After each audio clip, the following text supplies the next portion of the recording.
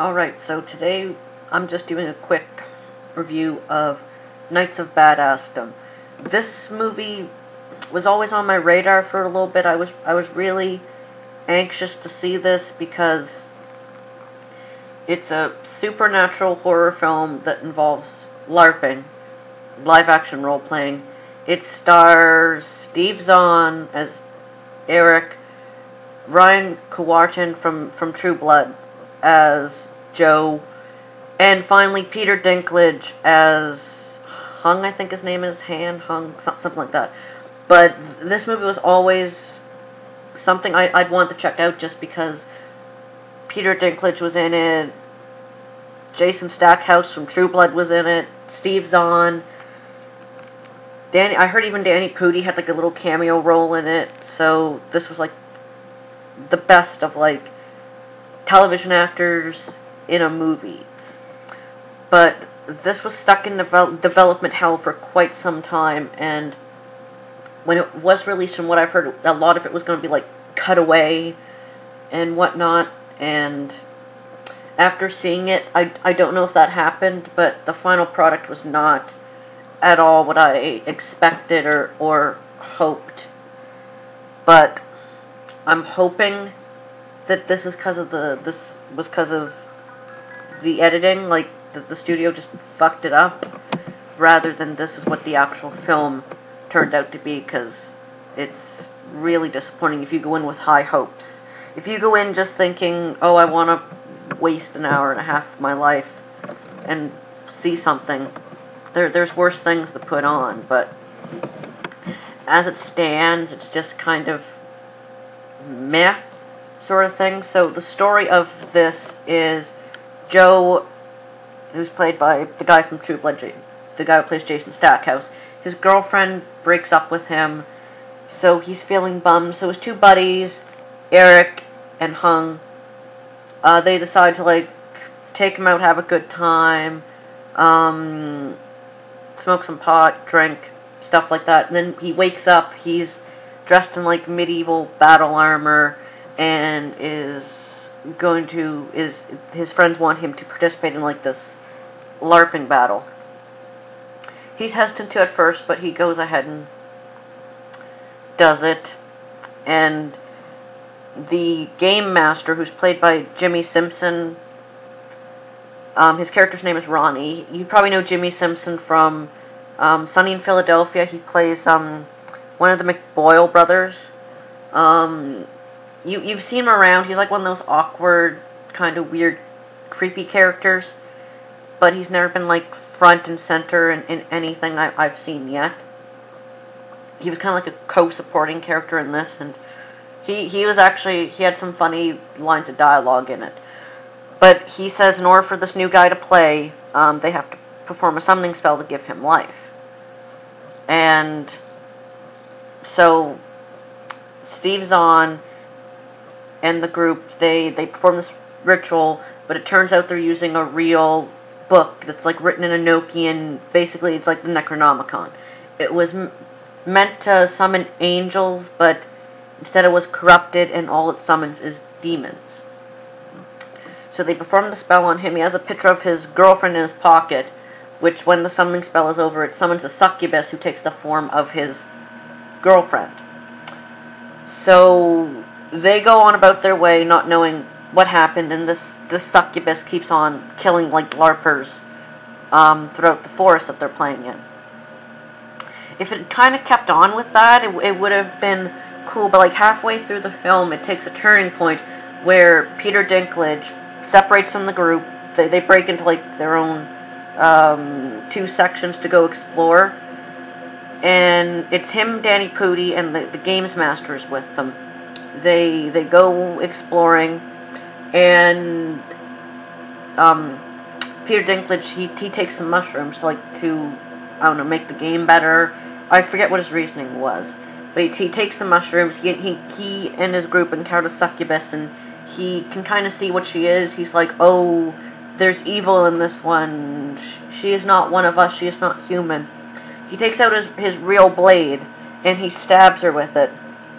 It doesn't do anything. She gets, like, right pissed off, kills him, and then goes after Danny Pudi, who's a fucking chicken shit in this film, runs into the bathroom, and she kills both of them. That was where the movie really took a turn for me into Shitsville, because I like Peter Dinklage. He's a really good actor. He was good in that shitty Death in the Funeral remake. He was good in the original, which was good. He's good in Game of Thrones. I even liked him as Boulevard Tusk, or Trask, in fucking X-Men. Even though he was a villain, I liked him in that. He's a good actor. I didn't like the fact that he got killed off in this. And that's what this film does. It doesn't really give a reason for why it kills people off. It just kills them off because they're there at the point in time. I understand that in a horror movie people are supposed to die, but just give it a reason. I'm used to horror movies that cause death because of the sin system. If you break some kind of rule or something, then you die. But other than that, I don't know, it's just, after that point, it becomes kind of like mediocre, in all honesty. Steve Zahn and Ryan there, they team up with the Games Master, who retreated and survived, to take down the succubus and avenge the death of their friends. That's really it. There's like this big final showdown where they want to try to stop the succubus before she kills all the other LARPers, but that doesn't even matter because the war starts early. She transforms because Steve Zahn uses another spell in the book that makes her more powerful, and she kills like pretty much all of the people involved in the game. And then they encounter her again, and they try to take her out, and she kills fucking Ronnie, the Games Master guy. And this is where it went from, okay, this movie's kind of losing me with the fact that it kills off any of the characters that I overly like. But when they kill off the Games Master, the guy from True Blood, Joe, he's like, well, the book is just like the catalyst. Since we can't read the Enochian, I'm just going to play music while holding on to this crystal that came from the book, and it's going to kill her, which it does. That really lost me. I felt like it was just the story's way of killing two birds with one stone. Like, oh, here, so this can never happen again. And you can also kill it now. It just wasn't that good. And the story just kind of went from really interesting to really stupid. There would have been really good ways to fix this. Like, one of the plot holes in it is, why don't they call the police?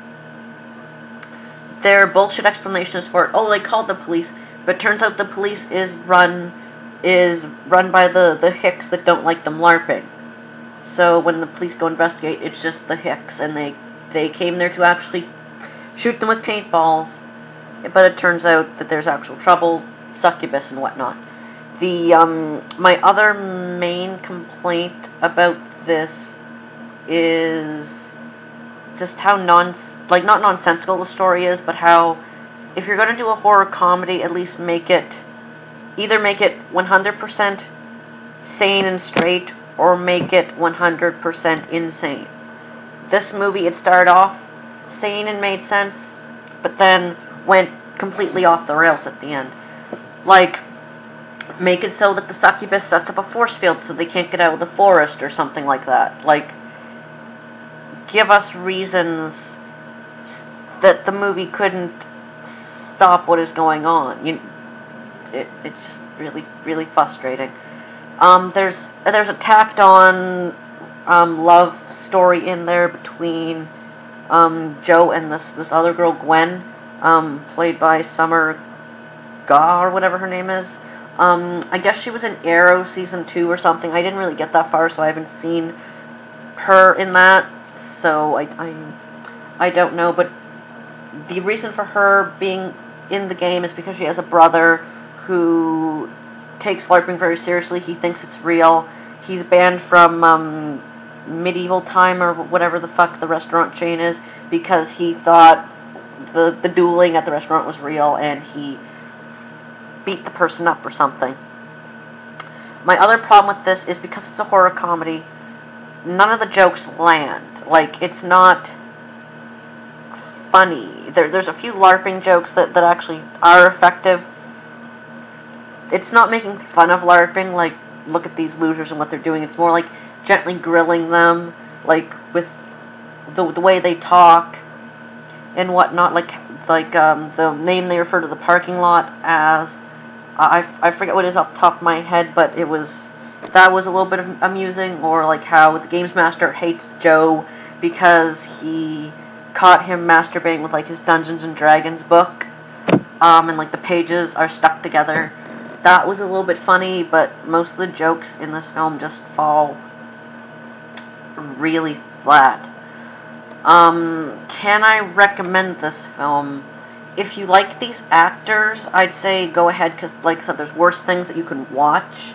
There's way worse things you can watch, but if you want to watch a funny movie about LARPing, just watch Role Models again. In all honesty, that is a better film than this.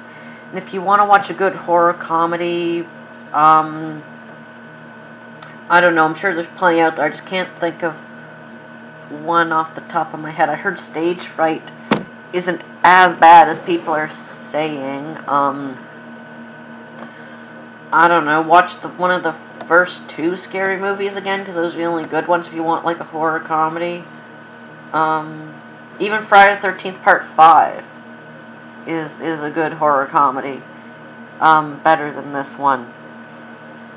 But as far as Knights of Badassdom is concerned, the acting isn't the worst I've seen.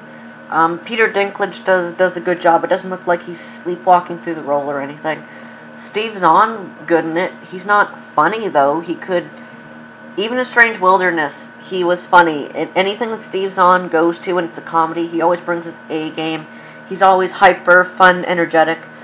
But in this one, he's not. He's playing it really straight, and straight to the point where it's not good. The Naked Gun series, Airplane, those movies are good because it's stupid shit, but it's played straight. This, it's not good if it's played straight. Because in my mind, LARPing is already something that's, I'm not going to say funny, it's always something I've had an interest in and would like to try, but it's always something that doesn't need to be played straight, so it doesn't make sense that he's playing it straight when he's doing something that doesn't need to be done like that. Because what I always thought LARPing was that this can be you playing a character, and the fact that he's actually just delivering his lines just very rare, like, oh, this was a book I got off of the internet, how was I supposed to know that it was evil? Like, it's not funny when he goes like that. He's playing it straight. If he should have been just way more crazy, like, it was a fucking book I got off the internet, how was I supposed to know it was the fucking Necronomicon or something? Like, just out there, hyper, just all over the place. Danny Pudi in this film, this was another disappointing part in the film for me. Not that Danny Pudi died, it's the fact that has nothing to do in the film. This is like his second film role besides from the Avengers, or not Avengers, but Captain America, Winter Soldier, and he's just not there. He's on the screen a lot, like he's on the screen for like maybe 10 minutes or so before he dies, but he has barely any lines of dialogue, and he has barely any character presence. His name, his in-the-game name, his LARPer name, basically, describes his character. They call him Lando the Cowardly or something like that. That's basically his character. He's a fucking coward. There's no relation to this character. Like, there's no reason for you to care about him or think anything of him. The only reason I felt a little bit upset when he died was like, that's it, that's all they have for him? Kind of expecting more. And like I said, the Peter Dinklage, he wasn't sleepwalking through this role at all. He was actually playing a different character. He wasn't just playing Tyrion Lannister, or Tywin Lannister, in a modern day setting. No, he was playing like a guy who likes LARPing, but who in the game he like, you know, he's playing someone, he's playing a character in the LARPing thing. So that was good. And Joe there, the guy from True Blood, serviceable. He was good. I thought he was better in Dead Silence, in all honesty, but this was good too. It wasn't what I thought it would be. Maybe there's more in, like, the scenes they cut out. It felt like it was rushed. It was like the succubus is summoned, she kills a few people, their group accidentally runs into her, she kills them, and then this propels the other part of the group to kill her. But that doesn't make any sense. Like, they didn't need to kill him off. There was already a reason to stop her, because she was killing other people. And maybe this is something that was in the cutout material too, but I thought there would be a little bit of a subplot where Joe feels conflicted about killing the succubus because it looks like his girlfriend. Like, that would have been kind of cool. See you guys next time with movie review Guardians of the Galaxy. This is coming this Thursday, and tomorrow I will be posting my Strain Season 1 Episode 3 review. See you then.